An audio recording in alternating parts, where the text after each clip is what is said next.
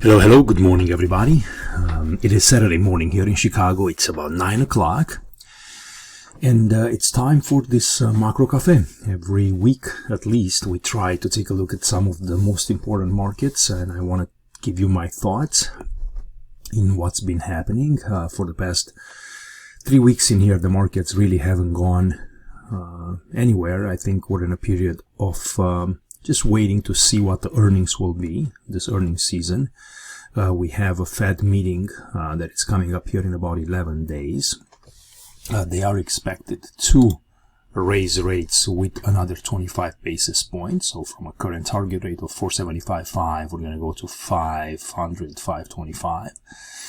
So just another 25, and then we're entering into a period of pause, it seems, until the fall, when the market expects the Fed to start cutting rates. We'll see if that's the case. The earnings have been coming, fairly okay so far. The next week, it's going to be a big week for earnings. We have a bunch of very large companies reporting, and maybe the market is waiting to take some clues out of there. But you can see, basically, the last 3 weeks here have been pretty low in volatility, comparing with what's been happening, for the good part of the beginning of 2023 and for the entire 2022 bear market.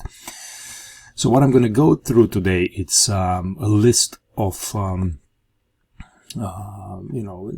just indices, and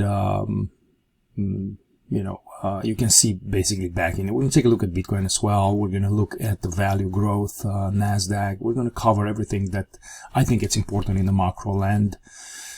So we have, 10, 15 slides to kind of go through. We're going to take them on the weekly basis and on a monthly basis, and, basically just go over some important levels, trend lines, just pure price section. We're not going to talk Elliott wave today, but just give you my thoughts on the markets overall and kind of how everything looks. So here is the S&P 500. Basically has stopped going down in October of 2013. You can see they've tried to take this market down several times after this. We had one time here in December, then once again towards the end of March, but we've been coming pretty strongly since. This trend line has been broken to the upside. This was a very important kind of bearish trend line, and it kind of gave way. We came back, retested it. It looks a little better on some of the other indexes, but we were back right towards the top of this range at about 4,200 at the S&P. Once this goes, I think we're going to attack the 4,300. The market basically here again is trying to look for some clues, but it seems that kind of the heavy bearish tilt on the market has gone away, and the market is looking forward probably to some bullishness here towards 2023, and if not, towards 2024. I think we're pretty much done with the bear market. There might be some play around back in here, back and forth, but I don't think these lows are going to get challenged. Take a look at the monthly charts, where you can see the larger trend lines. This one just connects the lows. You have the middle one, which appears to be a bit more important. It has a lot more touches, and we bounce off of it here near whatever there was, 3,600. And if you look the past month, the bulls came back pretty strongly here with the rejection hammer, and we're basically just hovering right there at the top of that range. And if that gives away, guys, I think we're moving much higher. So this is the S&P 500. Take a look at kind of what's going on here in the OEX. This is the top 100 stocks, and it's pretty much a mirror perfect picture of what's happening in the S&P 500, because the largest 100 stocks in here, that's kind of what's leading the market. So not a lot of difference. There's a bit more consolidation here that appears to be taking place in the S&P 500, because there's still stocks in there that are struggling, but the top 100 are doing pretty well. And I think that this is an indication that the bear market is over, and we're going to continue to push to the upside. So this is just a quick look at the OEX, which actually has taken the February highs push back up here to a new high, maybe a little bit of a pullback, retest maybe 1850 or so, and then turn back to the upside. So that's kind of how I'm seeing the market at the moment. Now, take a look at the mid caps. These have been struggling. Both you can see on the monthly basis and here on the weeklies. They've been hurt because kind of what happened. There's a bunch of financials in here that've gotten hurt over the past. I think what is now even a couple of months, but we've been coming back. We've been kind of holding support. You almost have like a double bottom type formation. They tried to came back one more time, failed, come back to the upside. Is there a risk that they could try to take it lower? Possibly, but I'm saying, first on the monthly basis, look at this bullish. Almost like a bullish engulfing type of a pattern. There's another one coming back here. There is another strong one here. Then we have a rejection again. So there's multiple, candle formations here that are showing you that the bulls, they are not letting this market get lower, right? The dips are getting bought, maybe under the belief that the bear market is over, and they're trying to position for the next run to the upside. So that's on the mid caps. Take a look at the small caps, which is quite a similar picture as well. Maybe they've been even a little bit weaker, but again, it's kind of the same idea. You have the left shoulder in here, you have the head, and then you have the right shoulder. I think they were pretty much done, and you could say that this might be a fourth wave, maybe another quick drop to create another just quick drop maybe into 11. This is the sector that kind of worries me a little bit, because it's been rejected and it's been coming low. But will this market be enough, even if it's weaker, to really take down the rest of the large stocks? That seems to be pretty powerful. I don't think so. I think it's just they're kind of trying to clean out some of those oversold conditions in a lot of the financials, and then we're going to turn back around. At least that's my view on this market. So that's the small caps on the weekly, and on the monthly, you can see here you have this kind of support that was back from 2018. Right here they got touched about 1050. All right, let's see what's the next one. The next one, it's growth. And, just a clean trend line. Again, just bounce off it 1, 2, 3, 4 times. Several hammers in here. Bullish engulfing, rejection, another bullish close. These are all pictures of, buyers coming into this market and trying to take this market higher. I don't, let's take a look here. Look. They sold off, went back up, created this trend line, broke through it, came back, retested it. 1, 2, 3, 4. This is what a reversal of the market looks like when you're coming down several times. You're trying to break the lows. You are not successful. You're creating higher lows, and you're pushing back to the upside. So, and this is the growth, which has been doing pretty well. I think it will continue to do well. Once we start to break. This looks like an ascending triangle back in there. I think we're going to break out of there. Then you're looking back at the August highs. Those are important highs in a lot of markets, because that's when we had that kind of big failure, and we put in the low after that. But once we overtake this, there's going to be very little reason for the bears to hold on to the narrative that this could turn back to the downside. And remember, I was pretty bearish at the end of last year and kind of coming into January, but the market here in January is starting to tell us that something has changed and that we weren't going to fail back lower. This was a dip. Again, it was bought, a retest of the trend line. So, we kind of have to flip back towards the bullish side. And we have been since January. So that's just kind of on the growth side. And take a look at value. I'm going to go both on the monthly and the weeklies. So back to the weeklies. Right here, just a similar picture. This looks a lot like the Dow Jones, which you'll see in a minute, because there's a lot more value in there. But again, left shoulder, head, right, ABC kind of coming back. Once you pass above these levels, you're up to new all-time highs.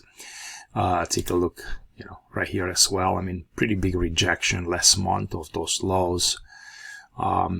And we'll see how we're going to close off in the next 8 days, the next week with these earnings, because if it's a good week, this could really be more of a bullish month, pushing towards 4,000 on this value index. Just I wanted to show you kind of what's happening into the other markets. Now let me show you Nasdaq 100. Let's go monthly. Again, just the same big trend line. It looks a lot, obviously, like the growth index that I just showed. Again, just, a lot more bulls coming back in here, a lot more white candles. Same story. Trend line broken, come back, kiss, and fly away with the big, weekly, outside candle that engulfed, the previous one.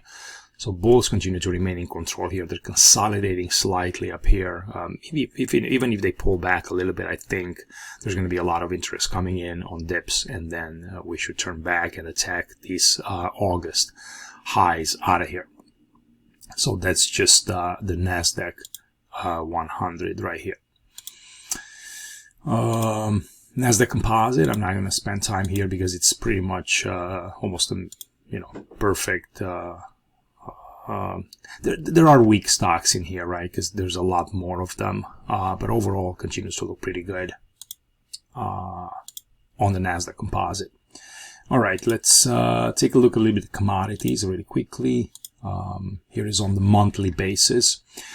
I mean, obviously this is all the inflation scare that we've had, and once inflation started coming down, commodities started coming down as well. And this is just GSG, just a pretty balanced commodity index.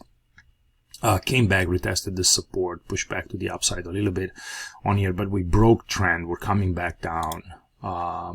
If you look at this channel, could you break through it? Sure, but again, this depends a little bit of what's going on with the inflation, what's going on with the dollar. But here's the thing. I mean, look at this. Right, and I've showed this charts in some of my presentation before. When inflation tops, commodities are topping as well. When you have inflation running, which is these kind of orange lines back in here, that's when you have commodities rallying as well. So now the inflation came down. I don't see a big reason for the commodities to push, and this is kind of what this chart is showing you. That, yeah, sure, you can have a bull flag in here or something, but I don't think it's that easy to turn this train around that much. So to me, this will probably continue to be favor on the weak side. There's really not much here that tells me, hey, yeah, you're about ready to make a huge break up in the commodities. But just wanted to kind of have a picture of that. It's something that I'm watching again on a kind of macro, weekly, even daily basis. I'm looking at these things. Take a look now at what's going on in the Dow Jones. Again, just from the great financial crisis, continued COVID low, middle trend line in here, nice retest of it. Huge monthly buying coming in here. After October, it was the first market that actually reacted so strongly. Pushed back in a little bit of a bull flag. Nice hammer close. I think we're going higher. We got to clear out this 34,500. I think there was a nice correction again, just a head, left shoulder, and big neckline in here. That's probably going to get attacked and kind of break through it. I didn't put a trend line. I mean, we can do that right here. Can annotate this really quickly.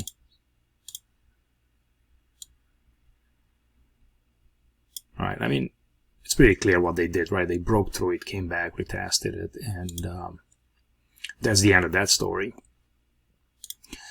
Okay, let's take a look. And right, this looks pretty good, like the very, very similar picture with that value index. Although I think growth will probably continue to outperform, especially if the Fed, if they're going to slow down and maybe even cut rates. Everybody's going to be piling into those stocks. Let's take a look at Russell. Right, that's a market that's struggling, and it's been struggling, especially with what happened in the financials. But I mean, longer term here, right? We're just kind of hugging this middle trend line. There's a lot of fight here between bulls and bears, but they're coming strongly in here. Even the last month when they got rejected, closed halfway through it. Double bottom in here. It looks a lot like those mid caps and small caps. Obviously, that's what that is. So there's a bit more fighting in here, but I think since this has been beat up so badly, I think there could be some decent opportunities in here. I mean, not necessarily as an index, but there's stocks in there that are worth looking into. So once you start to clear back about this 190, I think you're going to be on the way to the upside on IWM. I think this market looks pretty good. Let's take a look at Bitcoin next, and we're going to go both on the monthly and the weeklies in here. I mean, you can see, right, this level here at about 30 was a major resistance. We fly over right into it. Now we're starting to react. Nice bullish hammer out of there. Take a look at the weeklies. Here is what I see. I see, now that we, found that low at the end of last year, we came back, created a right shoulder. We created this inversion, this kind of, say, bearish to bullish type of reversal, that looks like this inverted head and shoulder with a big neckline. You also broke this trend line here, right? I mean, it just connected these two highs, but I think it was pretty significant. And then, you came back, retested it right there at about 20K, created a nice hammer. There was a flat formation, pushed back up higher. And, if they want to take this back towards, 25.5 or 26, it's possible. And then I think we're going to get a bunch of buyers coming in and taking this market back to the upside. So, I cover this stuff, guys, on a daily basis. I mean, first of all, my members get all the updates here in Elliott Wave Cafe Pro, so you can go ahead and Substack and just kind of check this out. What we do every day with the daily videos and the articles and, the chat and, all the trades that we take and, the portfolios and everything. So it's a, there's a lot there. But, if you want to just look at the wave counts, come up here at the pigeon and the statue, and you can check out the daily drip. I'm going to have a strong pigeon report tomorrow morning that kind of covers all these macro markets. But on a daily basis, I'm giving my thoughts on the markets and counts and everything on this daily drip every single day right here. Okay, and that's kind of showing you, all the counts and kind of what I'm going with this. So that's why I don't have a lot of time to spend on counts and discussing details. I'm here every single Saturday kind of trying to just give you an overall look of the markets and, what I think is happening. But I'm still, I remain pretty bullish crypto here. The alts are struggling. Some of them, show a little bit of strength. A lot of them don't. They're still kind of, trying to, get from being beaten down so much. But Bitcoin and Ethereum, I think, are looking fairly decent. And let's take a look at Ethereum next. You can see it in here. I'm going to put it on the monthly too. Obviously we stopped going down. We have a nice trend line that's, probably going to support prices. There's a lot of fight still that needs to happen to the upside, but I think, major lows have been already established. We were rejected here at about 2200. Which were lows from back in the beginning of 2022. Impulse correction, and again, this is probably, the beginning of a much larger impulse to the upside. Now, not super happy with this weekly rejection out of there. It looks, a little bit ugly, almost like there's a failure.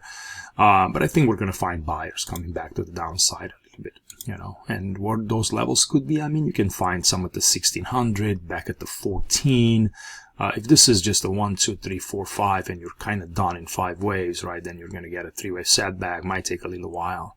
But overall, I remain pretty, let's say, constructive on the crypto space here, especially if these other markets, the equity markets, are going to be moving higher. I think cryptos will follow suit. You just got to fight some of these levels. In Ethereum and in Bitcoin. All right, let's take a look next at TLT really quickly. and these are the 20+ year bonds. Take a look at this. Every time, we have the yields moving lower, the bonds are moving to the upside. There was a little bit of flight to safety, with this kind of banking scare, the yields dropped and people kind of flew into bonds a little bit. And this, it looks a little bit like an ascending triangle. The market is still consolidating, possibly breaking to the upside. We took a small long into the bonds. We, got out of there quickly because we failed to break to the upside. But the story here kind of continues. If the bonds are going higher, that means that yields are going to be pushing lower, which we'll take a look next. The message that I'm getting from the yields is possibly that we're going to continue higher. So it's still, a little bit of a tricky picture. But the good thing is that, as long as you don't have huge movements, in the yield market, I think that the equities can continue to enjoy, a continuous move to the upside. So, I don't have a, strong visibility in here. Let's take a look at the yields, and maybe we can see something a little bit better up there. You see, this is the 10-year. It looks like what it's doing in here, it's almost like a bull flag, right? Which means that this will push to the upside next. And then, that means that the TLT will drop lower, right? The picture in TLT shows a little bit different. So it's, I'm still kind of, just waiting to see really what happens. I'm not playing into this field at the moment. I'm just kind of waiting on some kind of a resolution. I don't think there is a big edge to do anything in the yield market, in the bond market right now. Take a look at the monthlies, this 320, 315, 330. It's a big level on yields, and it came back, retested it. Could you begin a larger correction? Short 1, 2, 1, 2, 3, 4, 5, 3. So this could be a fourth wave that, might still take some time to work itself out, right? It's not, maybe it's not enough. ABC, maybe an X wave and then another ABC.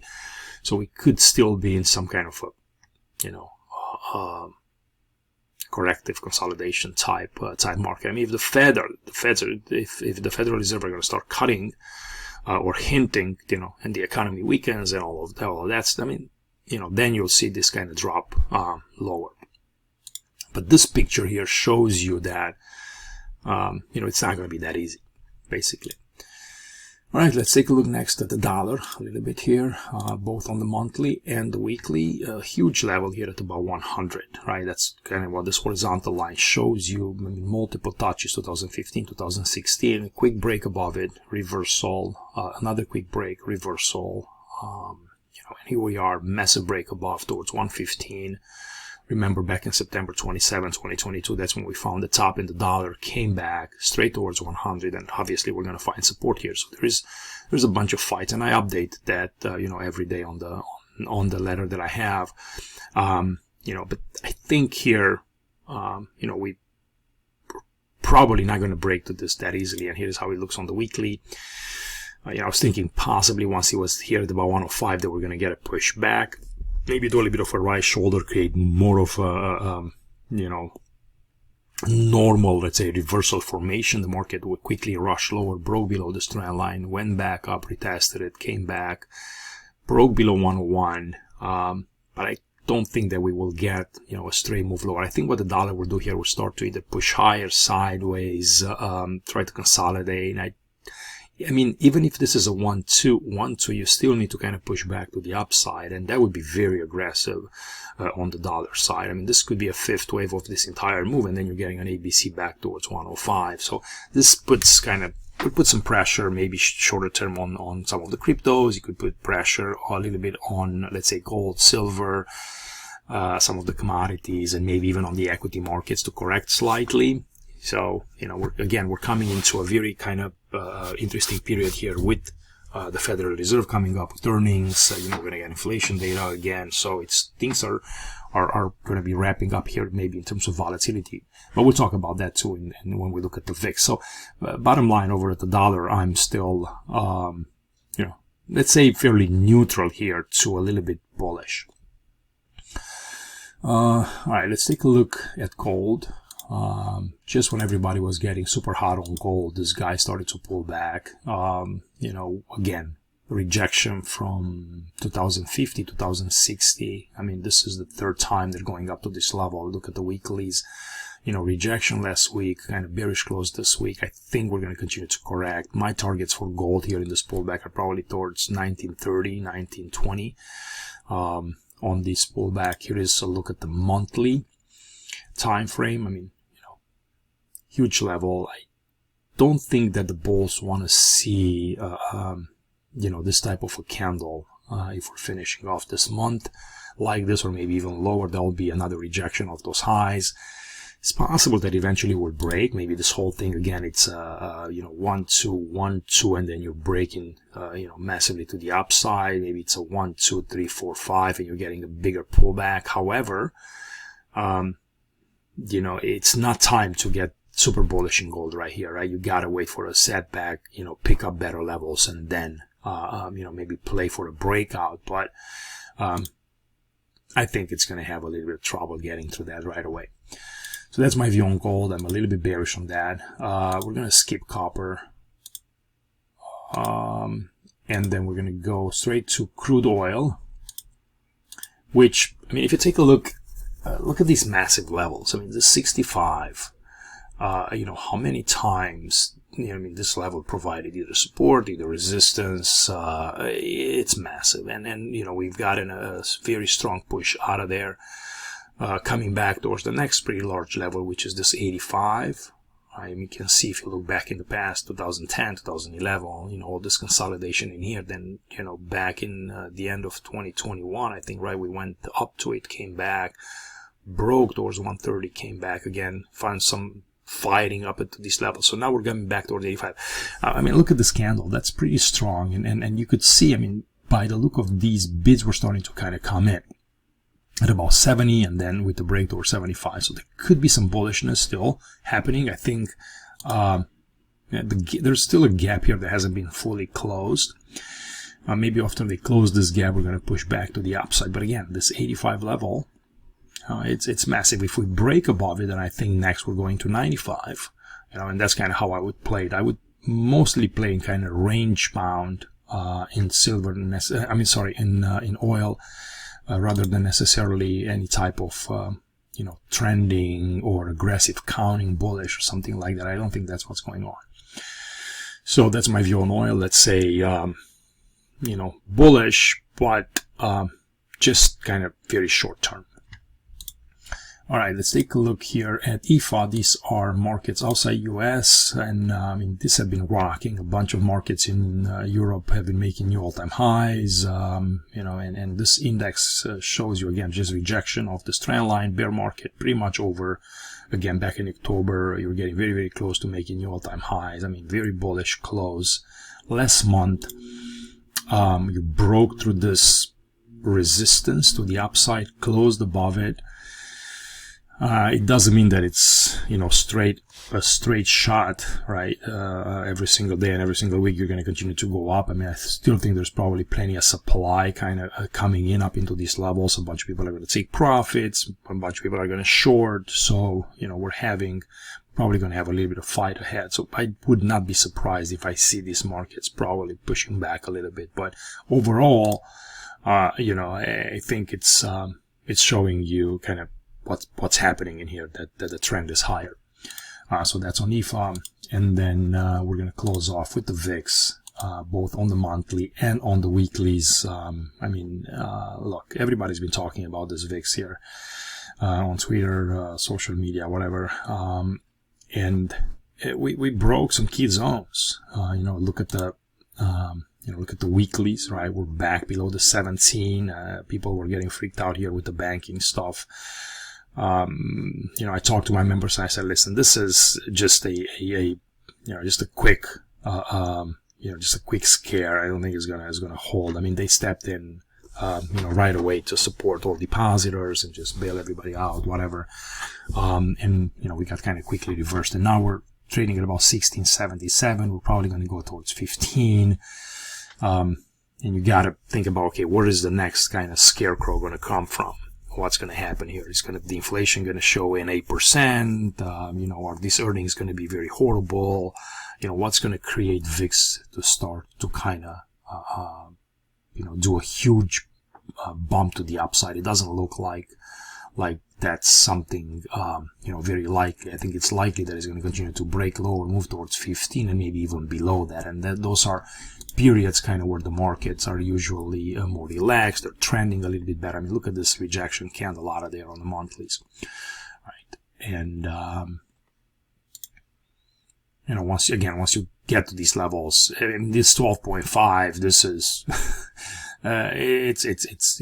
it's far out. For that to happen, I think the markets have to kind of start getting into a decent trend, and then you're going to see very low volatility and then a trend kind of higher. We're not there yet. We're still pretty high, but much better than trading around 25, 27 when you get those huge interest swings and a lot of chop and a lot of movements up. And I mean, it's good for trading, but it's very tiring.